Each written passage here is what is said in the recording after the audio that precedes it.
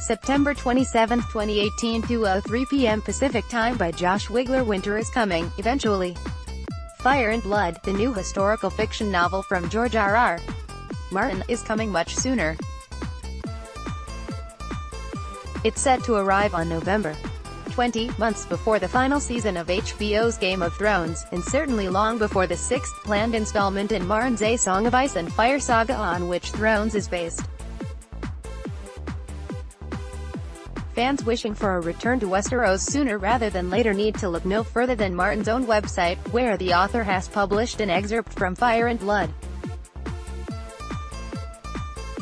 It focuses on Alysanne Targaryen, wife and sister to the fourth Targaryen king, Jaehaerys, and chronicles her first trip to the north more than half a century after Aegon the Conqueror seized control over Westeros and forged the Seven Kingdoms.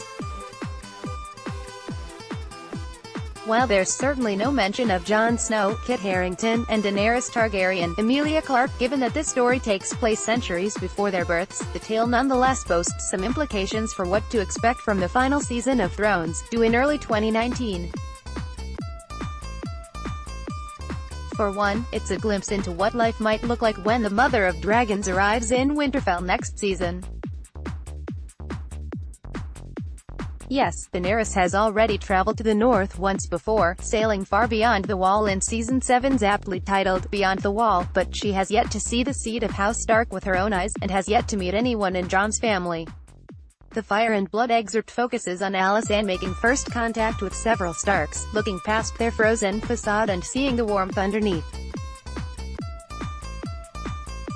One can only hope for a similarly thawed dynamic whenever Daenerys meets Jon's sisters, Sansa, Sophie Turner, and Arya, Maisie Williams.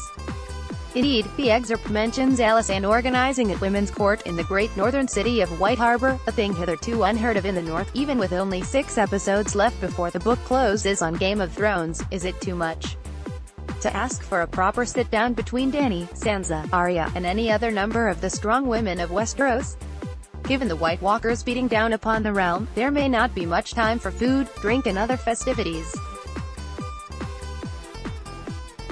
In regards to food and drink, Martin's excerpt contains a few vivid descriptions of meals, which is one of his specialties as an author. An example, at the welcoming feast an entire aurochs was roasted, and his lordship's daughter Jessamine acted as the queen's cupbearer, filling her tankard with a strong northern ale that her grace pronounced finer than any wine she had ever tasted. Classic George. As it regards the White Walkers and their march on Westeros, the excerpt provides some useful information. Near the end of the chapter, at least as far as Martin's current release, Queen Alysanne pays a visit to the Night's Watch at Castle Black traveling on her dragon, Silverwing. The distance was not negligible, even flying, writes Martin. Not that Game of Thrones has always adhered to the distances established in its own universe. No need to relitigate the Hazon travel time between Dragonstone and Beyond the Wall in the aforementioned Beyond the Wall, but well, you know, but at least there's some built-in explanation here as for why it could take the Night King and his army an episode or two before arriving at Winterfell, the next presumed stop on their Westeros-wide destruction tour. The excerpt also adds a haunting description of what lies beyond the wall. Writing to her husband, Alysanne mentions that she attempted to fly past the wall on Silverwing 3 times, and every time she veered back south again and refused to go. Never before has she refused to take me where I wished to go.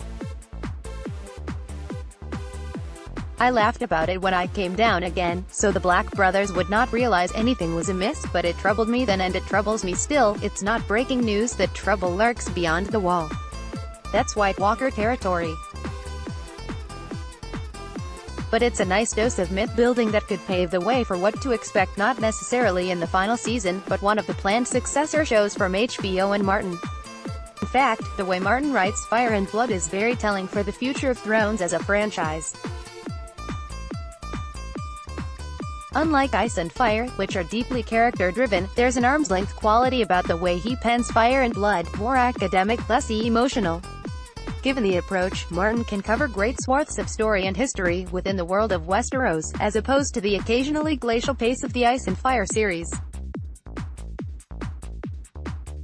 The result, an astounding array of possibilities for HBO to base successor shows upon.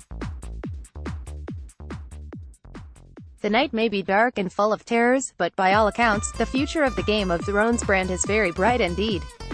Follow thr.com/Game of Thrones for more. Game of Thrones.